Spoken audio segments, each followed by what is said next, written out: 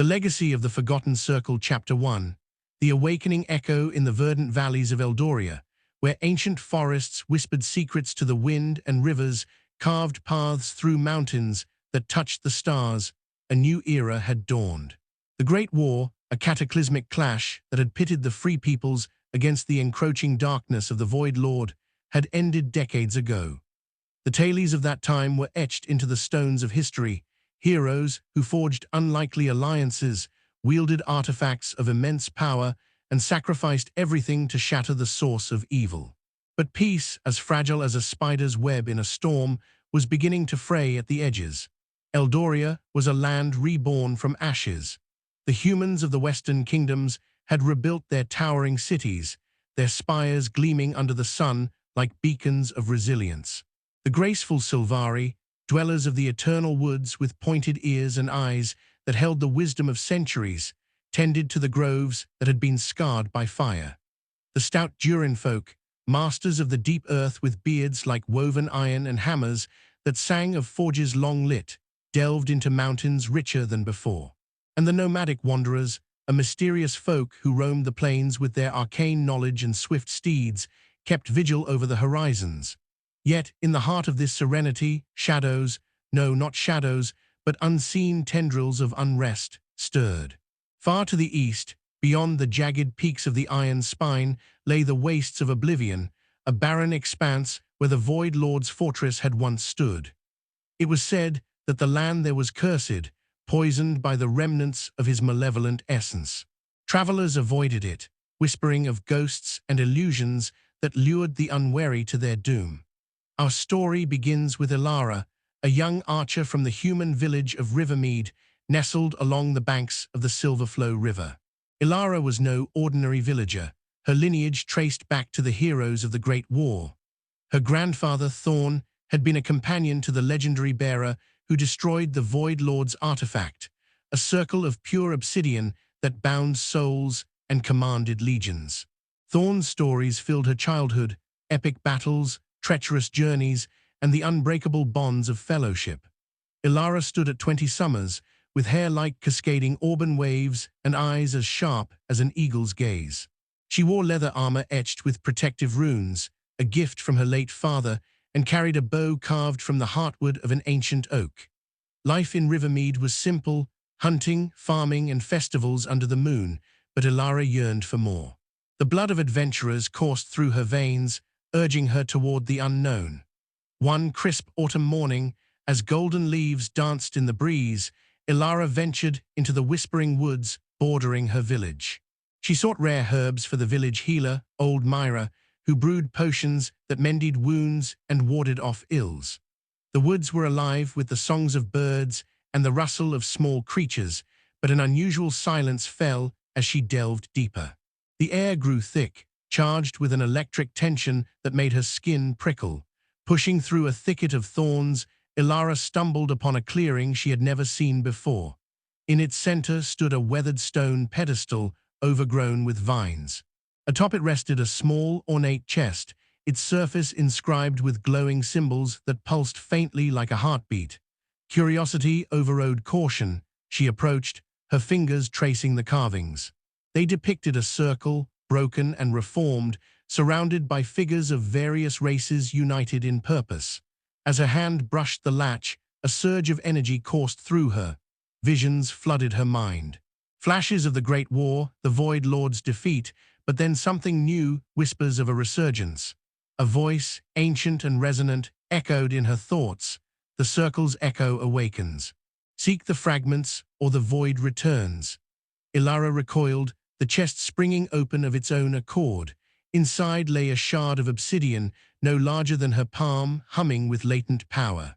It was a piece of the original circle, thought destroyed forever. Her heart raced. This was no mere relic.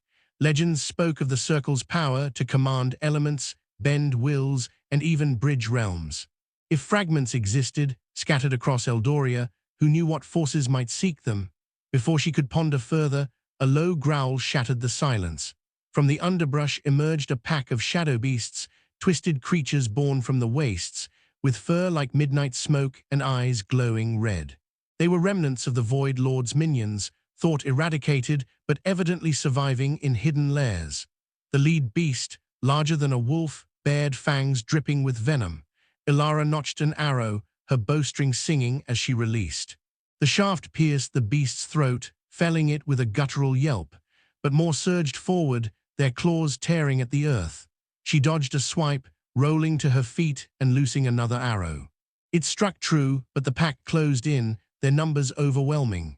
Desperation fueled her. She grabbed the shard, and as her fingers closed around it, a burst of light erupted. The obsidian pulsed, channeling a wave of force that hurled the beasts back, stunning them.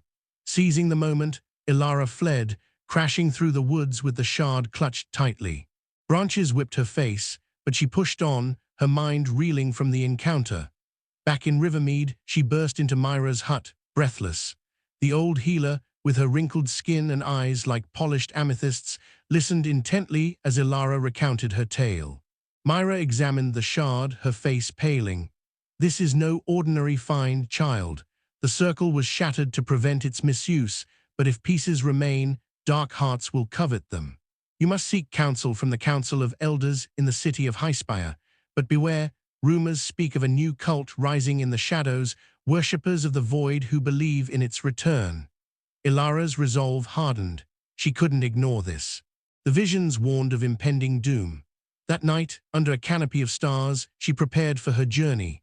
She packed provisions, sharpened her arrows, and bid farewell to her mother, who pressed a family heirloom, a silver amulet said to ward off evil, into her hands.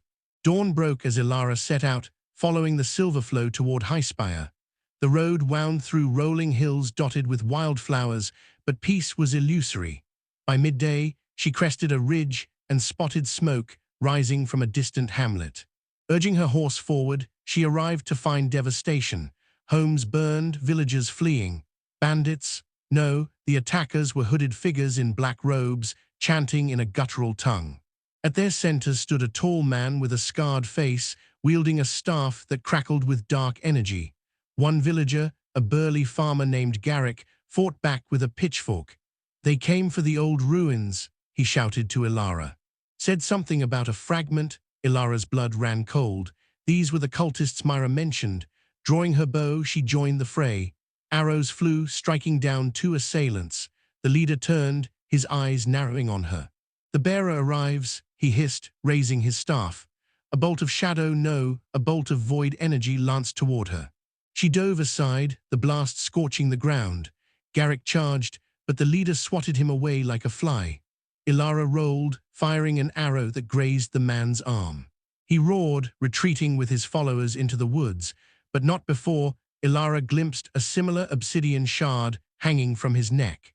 Helping the villagers, Elara learned the ruins held ancient texts hinting at the circle's fragments. The cult, calling themselves the Eclipse Brethren, sought to reassemble them and revive the Void Lord. Garrick, grateful, offered to accompany her. A former soldier with a broadsword and a no-nonsense demeanor, he became her first companion. Together, they pressed on to Highspire, the grand city atop a plateau, its walls fortified with enchanted stone. But as night fell, they camped by a stream, and Elara's dreams were haunted by visions.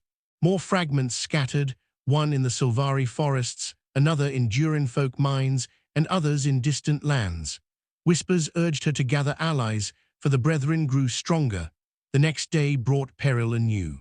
Crossing a rickety bridge over a chasm, they were ambushed by winged horrors, harpy-like creatures with talons and screeching cries, servants of the void. Garrick swung his sword, cleaving one mid-air, while Elara's arrows pierced wings, sending them plummeting. But one grabbed Garrick, lifting him precariously. Elara leaped, shard in hand, channeling its power instinctively. A gust of wind erupted, slamming the harpy into the cliffside. Garrick fell but caught the bridge's edge, pulling himself up. "What sorcery is this?" he gasped. "The shard," Elara replied. "It's awakening something within me." Reaching Highspire at dusk, the city buzzed with life, merchants hawking wares, bards singing ballads of old heroes. They sought the council in the towering Hall of Echoes, a structure of marble and crystal. The elders, a mix of humans, Sylvari and Durinfolk, listened gravely. Elder Luril, a wise Sylvari with silver hair, spoke first.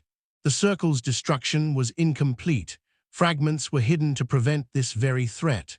You hold one, we safeguard another here, but the Brethren have infiltrated our lands. Spies whisper of their master, a fallen mage named Vortigern, who survived the Great War and now plots from the wastes.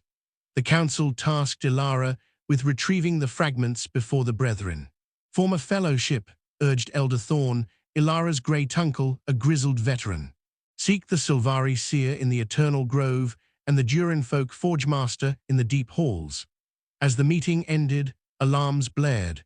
The Brethren attacked the city gates, their forces bolstered by summoned elementals of fire and stone.